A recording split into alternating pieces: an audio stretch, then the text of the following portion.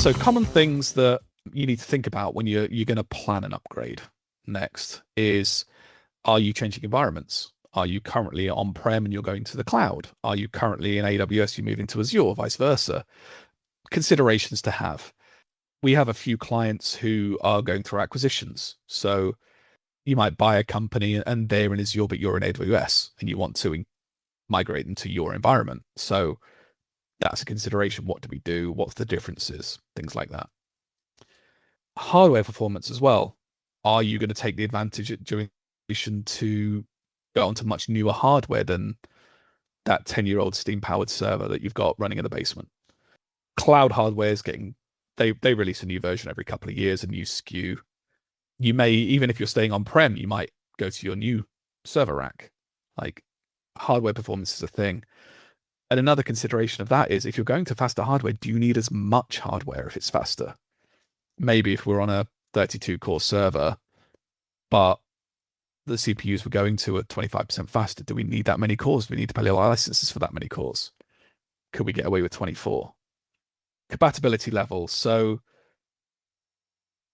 this is where we go back to the database engine and the query optimizer performing differently on different versions of SQL Server. Are you going to take take advantage of the migration to update your compatibility level to a later version? Do you need to use the legacy cardinality estimator, because otherwise things break until we can tune them? Things we need to discuss and test, if at all possible, before the migration. But definitely an item on the list that we need to talk about. A lot of the things we've been talking about is migrating databases, but there's a lot of things that live in a SQL Server that aren't in a database. So agent jobs, credentials, server level settings, things like security certificates. There's a ton of things which aren't database objects which you need to think about when we migrate. Some things like linked servers just break in SQL Server 2025, because if you just try and migrate a server over there, it won't work, because 2025 requires encryption on linked servers. So version requirements are definitely something we go through a list. You can Google for a list of gotchas in 2025, or you can watch this webinar.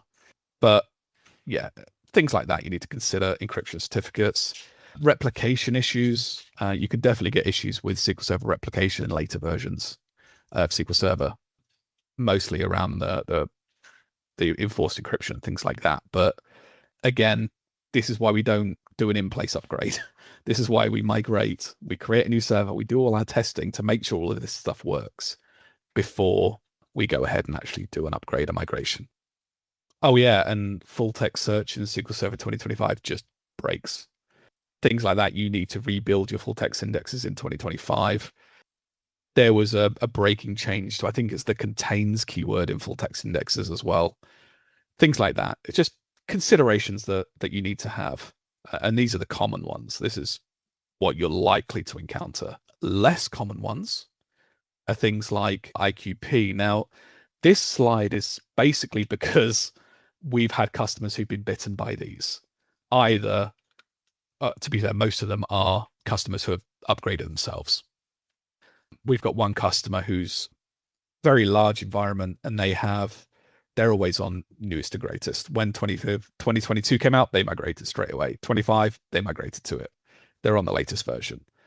So they got bitten by the IQP feedback issues, to the point where we ended up having a thread with Microsoft where we found out that a particular, it was, correct if I'm wrong, Randy, but it was something like the feedback in the IQP that was, it was basically broken. We had to disable one of the new features via a... Yeah, it was a bug. It was a bug Yeah, because they're very aggressive with their upgrades, right? So this was, at like maybe CU1, CU2 or something. So it was a bug, and that basically just didn't work. And so we had to disable it at it's a database scope setting. Yep. Yeah. So yeah, there's things like that, particularly if you're an early adopter, can be a problem. Index statistics maintenance, some people get bitten by. Now, hopefully you're all doing index and statistics maintenance. If not, feel free to reach out, email me, and I will give you a link to the Ola Hallegren solution so that you can be doing index maintenance. But with, I mean, this is most relevant in SQL Server 2025, but it's in most versions that in order for SQL Server to be using the correct indexes, the correct statistics that work for the current version of the query processor, is you basically need to rebuild them all post upgrade. They don't all have to be done at once. They don't all have to be done immediately, but you have to rebuild them. Otherwise, it's one of these hidden things where things are just broken and you don't know. But I haven't found any Microsoft documentation saying you should do this. I'm not saying it doesn't exist, but I haven't found it. But it's one thing we've definitely found that you should be doing post-upgrade, post-migration. Even things if you use SQL Command in Management Studio. So for those of you who don't know, there's an option in the query in Management Studio where you can select SQL Command. And basically, you can have one script which connects to multiple servers and does various things. If you try and take your scripts which worked absolutely fine in Management Studio 21 and before and try to run in the 2022, they will not work. There's reasons, and you just have to add like a -F or whatever to your script, but that sort of thing can jump up and bite you. So considerations around that. Maintenance plans, if you're still using maintenance plans, you shouldn't be. They're deprecated, but if you still are, in Management Studio 22, you can view that you have a maintenance plan. You can't open it and see what it's doing. It's unsupported.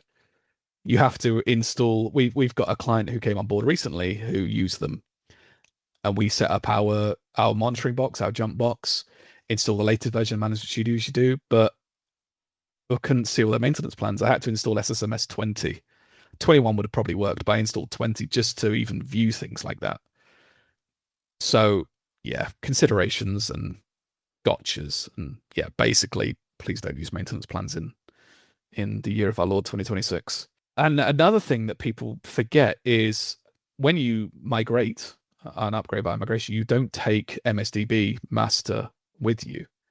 But it's not unusual for things to be stored in there. So user objects, stored procedures, logging tables will quite often default to master.